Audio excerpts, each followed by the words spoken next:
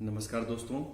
आज हम जिस विषय के ऊपर बात करने जा रहे हैं वो है नील स्पर्म काउंट, मतलब वीर्य में शुक्राणु की जीरो होना या बिल्कुल ना होना, जिसको हम आम भाषा में बोलते हैं एजूस्पर्मिया। तो इसको समझने के लिए सबसे पहले मुझे आपको समझाना पड़ेगा कि हमारी नॉर्मल चीजें क्या है, एबनॉर्मल चीजें क्या है। तो सबसे पहली बात हम करते हैं कि जो हमारा ह्यूमन का सीमन है, हमारे इंसान का जो सीमन है, तो उसका अमाउंट कितनी होती है। ऑलमोस्ट एक आदमी एक टाइम में 2 ml या 2 ml से ज्यादा सीमेन का नॉर्मल वॉल्यूम स्क्रीट करता है। 1 ml जो है, 1 ml जो सीमेन है उसके अंदर 20 मिलियन जो है स्पर्मेटोजोआ होते हैं। अगर 2 ml की बात करें तो 40 मिलियन स्पर्मेटोजोआ होते हैं। ये तो होगी बात सीमेन के वॉल्यूम की। कई लोगों को इसको लेकर बड़ा भ्रांति है कि हमारा सीमेन का वॉल्यूम कम है, सीमेन का वॉल्यूम ज्यादा है। तो सबसे पहली बात है कि सीमेन का वॉल्यूम 2 ml से कम नहीं होता है, 2 ml कम से कम होता है। और 2 ml आप आधा चम्मच से भी कम मान के चल सकते हैं थोड़ा सा, अगर 2 ml की बात करें तो। अब बात आती है कि स्पर्म्स के बारे में एनालिसिस की बात आती है कि एनालिसिस के बारे में हम उसके बारे में कैसे जांचें कि स्पर्म ठीक है या नहीं है। तो इसके लिए आपको जांच करानी पड़ती है लेबोरेटरी की, और लेबोरेटरी की जांच के बाद आपके पास रिपोर्ट आती है जिसको आपको पढ़ने में मुश्किल आती है। तो उसके बारे में बताना चाहूंगा कि इसमें जो 50% जो है, 50% में खासकर मोटिलिटी होनी चाहिए, मतलब वो चलने वाले, मतलब गतिमान होने चाहिए। उनमें से भी ग्रेड ए और एक ग्रेड 2 हम 2 तरह के डिवाइड करते हैं। ग्रेड ए वो हैं जो बहुत तेजी से भागते हैं और लीनियर डायरेक्शन में भागते हैं, सीधे भागते हैं और बहुत तेजी से भागने वाले होते हैं। ग्रेड बी वो होते हैं जो स्लगिश होते हैं। स्लगिश का मतलब बहुत धीमे चलने वाले और जिगजैग चलने वाले। तो 50% जो हमारे शुक्राणु हैं वो गतिशील, या हम किसी भी डायरेक्शन में हो सकते हैं, चाहे वो स्लगिश हो चाहे वो एक्टिव हो, लेकिन 50% होना जरूरी है। दूसरी बात आती है, कई लोगों के मन में ये भ्रांति होती है कि इसकी वाइटलिटी कितनी होनी चाहिए। ऑलमोस्ट 25% से ज्यादा डेड स्पर्म नहीं होनी चाहिए, मतलब 75% जो स्पर्म्स हैं वो लाइव होने जरूरी है। तीसरी बात आती है WBC काउंट। जो WBC काउंट है हमारे स्पर्म्स का, वो 1 मिलियन पर ml से कम होना चाहिए। मैंने अभी बात की 2 ml मिनिमम होता है, और 1 ml से में जो सा हमारा 1 मिलियन से कम नहीं होना चाहिए WBC काउंट जो है। फिर बात आती है ऑलमोस्ट मॉर्फोलॉजी की। मॉर्फोलॉजी का मतलब है कि स्पर्म का जो स्ट्रक्चर है वो ठीक है या नहीं है। तो कम से कम 25 से 30% स्पर्म ऐसे होने चाहिए जिनका स्ट्रक्चर ठीक हो। तो ये बात आती है हमारे सीमेन एनालिसिस के बारे में। तो सीमेन की जब आपके पास रिपोर्ट आएगी तो आप उसको जल्दी से पहचान सकते हैं कि इसमें कहां पे गड़बड़ है। अब हमारी बात आती है कि एजूस्पर्मिया हम कहेंगे किसको कहेंगे कि वो एजूस्पर्मिया या उसके स्पर्म नील काउंट नील है। तो अगर शादी के 1 साल तक या 1 साल तक नियमित रूप से संभोग किया जाए बिना किसी कॉन्ट्रासेप्टिव के, और फिर भी बच्चा ना हो, अर्थात मैरिज के 1 साल तक लगातार संभोग किया जाए और किसी भी तरह का कॉन्ट्रासेप्टिव मेजर ना लिया जाए, और फिर भी अगर बच्चा नहीं ठहरा, गर्भ नहीं ठहरा, तो ऐसे केस में जब सीमेन एनालिसिस की रिपोर्ट सामने आती है और उसमें स्पर्म काउंट इस तरीके से बिल्कुल नील आते हैं, तो हम उसको बोलते हैं एजूस्पर्मिया, और वैसे इस कंडीशन पर्टिकुलर का नाम होता है पर्टिकुलर सब फर्टिलिटी जो बोला जाता है। अब बात आती है इसके कारण क्या है, स्पर्म काउंट नील होना, इसके कारण क्या है। तो 2 ही चीजें हो सकती हैं, या तो जो शुक्राणु है वो ढंग से बने ही ना, और दूसरा काम हो सकता है कि शुक्राणु बन तो रहे हैं टेस्टिस के अंदर, लेकिन वो जिस जगह पर पहुंचने चाहिए, बाहर आने चाहिए, वो वहां पे पहुंच ही नहीं पा रहे हैं। हम यहाँ पे ये मान के चल रहे हैं कि जिस स्त्री के बारे में हम ये मान के चल रहे हैं कि वो नॉर्मल है। अब बात हो रही है इन आदमी की। तो आदमी में अगर हम बात करते हैं तो पहली बात आती है, जैसे हम बात करें ऑब्स्ट्रक्शन की। ऑब्स्ट्रक्शन के लिए अगर हम बात करें तो सबसे पहले जो कारण आता है उभर के, वो है जीन्स। अगर जीन्स में ही हमारे मैसेज छुपा हुआ है कि शुक्राणु किसी वजह से ऑब्स्ट्रक्ट हो रहे हैं, तो उसके लिए पहले हमारे को जेनेटिकल लेवल पे जाके उसकी खोजबीन करनी पड़ेगी। दूसरा आता है स्पोर्ट्स। स्पोर्ट्स में बड़े कॉमन सी बात है, स्पोर्ट्स में खासकर इंजरी हो जाना, चोट लग जाना। चोट लगने की वजह से जो पार्ट है जहां से शुक्राणु ने निकल के आना है, वहां पे कोई थक्का जम जाना जिसकी वजह से शुक्राणु बाहर नहीं निकल रहे हैं, तो एक स्पोर्ट्स इंजरी में बड़ा कॉमन कारण उभर के आता है। फिर आता है टोर्शन ऑफ टेस्टिस, मतलब टेस्टिस घूम जाना और अड़ जाना। ये भी एक ऐसी स्टेज है, बड़ी पेनफुल स्टेज होती है, इसका डायग्नोस बड़ी जल्दी से हो सकता है और अल्ट्रासाउंड से भी हम इसका डायग्नोस कर सकते हैं। चौथी चीज आती है कि किसी भी तरह की इंजरी टू द स्पाइन, अगर हमारी बैकबोन पे किसी तरह की इंजरी होती है, क्योंकि बैकबोन का सीधा कंट्रोल हमारे शुक्राणु, हमारी जो नीचे का सिस्टम है उसके साथ जुड़ा हुआ है, या लोअर एब्डोमेन में किस तरह का आपको चोट, बहुत हैवी चोट लग जाए, या फिर सेक्स ऑर्गन्स पे डायरेक्टली चोट लग जाए। फिर इसके अलावा बात करें वेरिकोसिल, जो खासकर जो टेस्टिस है उसमें आप अगर फील करेंगे ऐसे पेशेंट में, तो एक नसों का गुच्छा सा जमा हुआ दिखाई देता है, जैसे एक नसों का गुच्छा सा इकट्ठा हो गया, एक नसें इकट्ठी होगी, अगर आप टच करेंगे फील करने पे वो चीज दिखाई थी, अल्ट्रासाउंड से और भी जल्दी क्लियर आती है। तो वेरिकोसिल भी इसमें एक कारण है। और चौथा, सबसे लास्ट कारण के चौथा वो लास्ट कारण जो है वो है वैसेक्टोमी। वैसेक्टोमी अर्थात पुरुषों में नसबंदी। नसबंदी होने के बाद स्क्रीशंस तो रहेंगे, पर उसमें शुक्राणु जो से हैं वो नील रहेंगे। हमारी बात हो रही है शुक्राणु जहां पे स्पर्म काउंट नील है, तो ऐसे केसेस में भी जो स्पर्म काउंट है नील रहेगा। ये तो हमने बात की वो केसेस की जहां पे स्पर्म काउंट ऑब्स्ट्रक्शन की वजह से, किसी रुकावट की वजह से नील आ रही है। ऐसे केसेस में आगे मैं ट्रीटमेंट में जाके बताऊंगा कि ऐसे केसेस में हम सर्जरी या मेडिसिन के थ्रू या हम सीधा वहां से स्पर्म्स को निकाल के फर्टिलिटी कर सकते हैं। सेकेंड पार्ट आता है नॉन ऑब्स्ट्रक्टिव पैथोलॉजी। तो सबसे पहले बात करें दवाइयों की। बहुत सारी ऐसी दवाइयां हैं, बहुत सारे ऐसे ड्रग्स हैं जो स्पर्म काउंट को नील करने का काम करते हैं। उनमें जो सबसे मेन ड्रग्स हैं वो है स्टेरॉइड्स। कई लोगों को उम्र भर स्टेरॉइड्स पे रहना पड़ता है, जैसे बहुत ऐसे पेशेंट हैं जिनको स्टेरॉइड देना पड़ता है, ऐसी कई बीमारियां। और दूसरी चीजें हैं एंटीबायोटिक्स, बहुत ज्यादा एंटीबायोटिक का यूज, या एंटी इन्फ्लेमेटरी जो दर्दों वाली दवाइयां उनका बहुत ज्यादा यूज करना, या जो नशे की दवाइयां हैं उनका बहुत ज्यादा यूज करना भी इसके अंदर शामिल है।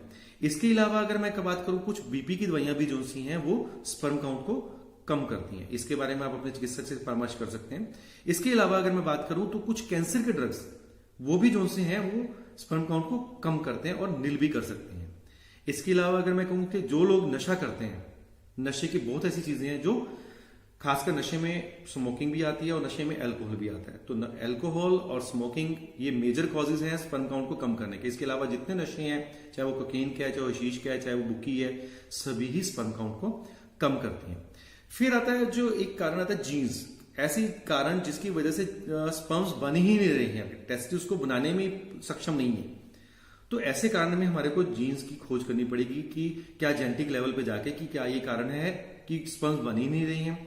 फिर आते हैं हार्मोन्स, जैसे पिट्यूटरी का हार्मोन है, टेस्टोस्टेरोन है, तो इनके लेवल की टेस्टिंग क्या वो काम कर रहे हैं जिसकी वजह से स्पर्म्स बने।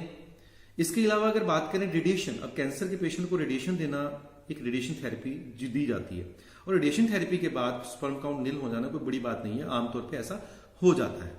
फिर आता है अगर रेट्रोग्रेड इजैकुलेशन। रेट्रोग्रेड इजैकुलेशन का मतलब है कि जो प्रॉब्लम जो सी है ब्लैडर की नेक पे, जो हमारी पेशाब की थैली उसकी नेक में प्रॉब्लम आ जाना, जिसकी वजह से स्पर्म्स बाहर ही ना निकल पाए। और ये ज्यादातर कहीं स्पाइन की इंजरीज में या शुगर के केसेस में ज्यादातर होता है। एक लास्ट कंडीशन के बारे में मैं डिस्कस करना चाहूंगा जिसको हम कहते हैं टेस्टिकुलर कैंसर या टेस्टिकुलर ट्यूमर्स। इसके बारे में मैं थोड़ा सा संक्षेप में बताना चाहूंगा कि ऐसे केसेस 100% क्योर हो सकते हैं अगर वो अर्ली स्टेज में आ जाते हैं तो, क्योंकि ये खासकर 40 से कम के लोगों में ज्यादा पाया जाता है और इसका इलाज जो है बहुत जल्दी अगर डायग्नोस कर लेते हो तो इलाज 100% कामयाब है। अब बात आती है कुछ और चीजों के बारे में। ऑक्यूपेशन से जुड़ी मैं कुछ बात करूंगा कि वो लोग जो ऑक्यूपेशन जिनका ये काम पेस्टिसाइड के साथ जुड़ा हुआ, और पेस्टिसाइड खाने में भी हम कहीं ना कहीं किसी रूप में कहीं हमारे यूज हो रहे हैं और बहुत लंबे टाइम तक यूज हो रहे हैं, तो भी वो शुक्राणु को कम करते हैं। फिर आते हैं हार्मोनल टॉक्सिसिटी जो सी है, सॉरी हैवी मेटल टॉक्सिसिटी।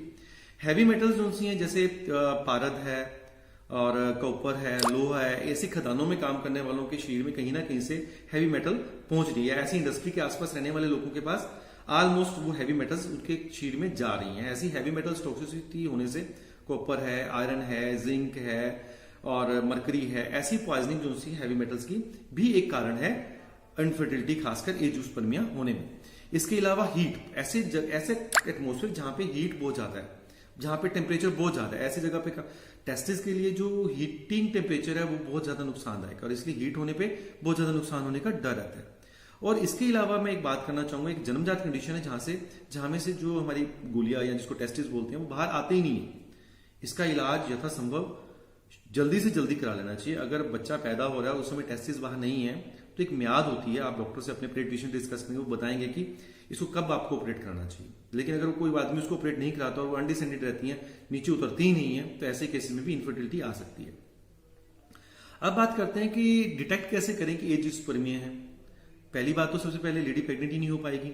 दूसरी बात है कि ऐसे इंसान चर्बी बहुत ज्यादा बढ़ जाएगी, बहुत ज्यादा फैटी हो जाएगा, बहुत ज्यादा मोटापा चढ़ जाएगा, उसकी ब्रेस्ट जो सी है, ब्रेस्ट में बहुत सारे जो से हैं, मतलब आप कह सकते हैं टिश्यू बहुत ज्यादा बढ़ जाएगा, भारी हो जाएगी ब्रेस्ट जो सी है।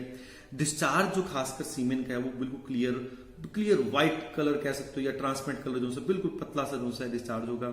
इसके अलावा जो स्कोटम अगर वेरिकोसील है तो स्कोटम में नसों का गुच्छा भी दिख सकता है आप लोगों को जो है। फिर इसके अलावा स्ट्रेस, ऐसा पेशेंट स्ट्रेस में आमतौर पर मिलेगा क्योंकि नेचुरली बच्चा नहीं पैदा हो रहा, तो स्ट्रेस होना बहुत जरूरी है, आमतौर पे मिलता है। और स्मॉल टेस्टिस ही बहुत स्मॉल है, टेस्टिस उतरी नहीं है, इसको भी आप जांच कर सकते हैं। तो ये वो चीजें हैं जिनसे हम पता चला सकते हैं कि एज उस प्रीमियम की कंडीशन एग्जिस्ट कर रही है। इसके बाद हम लोग अगर बात करते हैं तो टेस्ट कौन से हैं, टेस्ट ऐसे कौन से टेस्ट हैं, अब इसमें हमने क्या टेस्ट कराने हैं। तो सबसे पहले मैं टेस्ट में बात करूंगा, सबसे पहले है हिस्ट्री टेकिंग है फिजिकल एग्जामिनेशन। ये पार्ट डॉक्टर का है, आपका नहीं है, तो वो ये काम डॉक्टर्स के ऊपर छोड़ दीजिए। दूसरा पार्ट आता है आपका बायोप्सी, ये भी डॉक्टर्स करते हैं ये जांचने के लिए कि किस तरह का टेस्टिकुलर ट्यूमर या किस तरह की ग्रोथ या किस तरह की ऑब्स्ट्रक्शन वहां पे मौजूद तो नहीं है। फिर आता है ब्लड टेस्ट, जैसे शुगर के लिए, कोलेस्ट्रॉल के लिए, हार्मोन्स के लिए, टेस्टोस्टेरोन के लिए, पिट्यूटरी के हार्मोन्स के लिए, तो उस तरह के टेस्ट किए जाते हैं। जेनेटिक स्क्रीनिंग की जाती है, जीन्स को कोड किया जाता है, डिकोड किया जाता है, ये पता चलाने के लिए कि जीन्स प्रॉपर है या नहीं है जो हमारे स्पर्म्स को बना रही हैं या नहीं बना रही हैं। ये टेस्ट कई बार ब्लड के थ्रू भी किया जाता है और बायोप्सी के थ्रू भी किया जा सकता है। फिर है एमआरआई किया जाता है, एमआरआई मैग्नेटिक रेजोनेंस इमेजिंग जो सी एमआरआई आप सब लोगों ने सुन रखा है। उसके द्वारा ये पता चलाया जाता है कि जो पिट्यूटरी ग्लैंड है वो ठीक है तो ठीक है या नहीं है, उसमें कोई ट्यूमर या ग्रोथ तो नहीं है जिसकी वजह से ऐसा दिक्कत हो रही है। फिर स्पर्मेटिक वीनोग्राफी, ये देखने के लिए कि जो नसों का गुच्छे हैं उसमें कोई ब्लॉकेज तो नहीं है। एक डाई दी जाती है जिसका पता चलाया जाता है कि हाँ, एक्सरे किया जाता है, ये पता चलाया जाता है कि वहां पे कोई ऑब्स्ट्रक्शन तो नहीं है। और अल्ट्रासाउंड किया जाता है, अल्ट्रासाउंड इसलिए किया जाता है कि नसों का कोई गुच्छा तो नहीं है उसके अंदर जो सा जिसको पहचाना जा सके। तो अल्ट्रासाउंड और वीनोग्राफी जो सी है, खासकर स्पर्मेटिक वीनोग्राफी, वो दोनों की जाती हैं। सीमेन का एनालिसिस में बहुत इंपॉर्टेंट है, जो मैंने अभी आपको इसके बारे में पूरी डिटेल्स में बताया। इसके अलावा पोस्ट इजैकुलेटरी यूरिन एग्जामिनेशन, इसमें मैंने स्पेशली बोला पोस्ट इजैकुलेटरी सीमेन एनालिसिस, मतलब एक बार इजैकुलेशन होने के बाद हम लोगों ने पेशाब का टेस्ट करवाना है। आमतौर पर लोग क्या करते हैं, पहले पेशाब टेस्ट करा लेते हैं कोई इंफेक्शन है या नहीं। ऐसे केसेस में एक बार इजैकुलेशन होने के बाद हम लोगों को इसमें टेस्ट कराना है कि क्या उसमें कोई इंफेक्शन तो नहीं मौजूद है या उसमें आरबीसी बहुत ज्यादा तो नहीं है, किसी की वजह से वो डैमेज तो नहीं हो रही है। सो यूरिन का टेस्ट इसमें एक बहुत इंपॉर्टेंट पार्ट प्ले करता है। अब बात हम करें ट्रीटमेंट की। सबसे पहले तो मैं आप लोगों को एश्योर करना चाहूंगा कि ये एक मिथ है कि एज़ोस्पर्मिया वाला आदमी बच्चा पैदा नहीं कर सकता। उसका जो बायोलॉजिकल चाइल्ड है वो उसको हो सकता है, उम्मीद वो पूरी रखे। दूसरी बात यह है कि इसमें क्या है कि कुछ मेडिसिन की ट्रीटमेंट है जिसमें एंटीबायोटिक्स हैं, हार्मोन्स हैं, वो दिए जाते हैं। सर्जरी के केसेस में मैंने आपको बताया नसों का जो गुच्छा टेस्टिस में इकट्ठा हो जाता है उसकी सर्जरी की जाती है। और ऐसी सर्जरी के बाद ऑलमोस्ट ये सर्जरी ओपीडी प्रोसीजर होता है, ऐसी सर्जरी के बाद पेशेंट को छोड़ दिया जाता है। लेकिन हफ्ते तक ऐसा पेशेंट बिल्कुल सेक्स ना करे, और जब उसने सीमेन एनालिसिस कराना है तो कम से कम 3-4 महीना वेट करे। अगर वो बच्चा पैदा करना चाहता है और सीमेन का एनालिसिस कराना चाहता है तो 3-4 महीने वेट करके फिर ही बच्चे के बारे में प्लान करेगा उससे। इसके अलावा जो एक टेक्निक है स्पर्म एक्सट्रैक्शन, मतलब स्पर्म्स को सीधा ही हम स्कोटम से निकाल के बाहर ओवम में फ्यूज करके फिर लेडीज में इन्फ्यूज कर दिया जाता है। तो ये एक टेक्निक है, इसका उपयोग फर्टिलिटी सेंटर्स वाले यूज करते हैं और कहीं कहीं टेस्टिकल बायोप्सी का भी यूज किया जाता है। सो ये चीजें हैं जो मैंने आपको बताना जरूरी समझा। जो एक पेशेंट है उसका स्ट्रेस लेवल बहुत ज्यादा होता है जब बच्चा पैदा नहीं हो रहा था और कोई उसको बताता है कि तेरे तो स्पर्म्स बिल्कुल नीला और तेरे होंगे नहीं, तो मैं आपके इस बारे में ये बिल्कुल क्लियर कट बताना चाहूंगा कि ऐसे पेशेंट्स में बच्चा पैदा हो सकता है। इसका कारण डिपेंड करता है कि उसका कारण क्या है। अगर हम उस कारण को ठीक कर देते हैं तो डेफिनेटली आप मान के चलिए कि ये चीज बिल्कुल 100% क्यूरेबल है। धन्यवाद।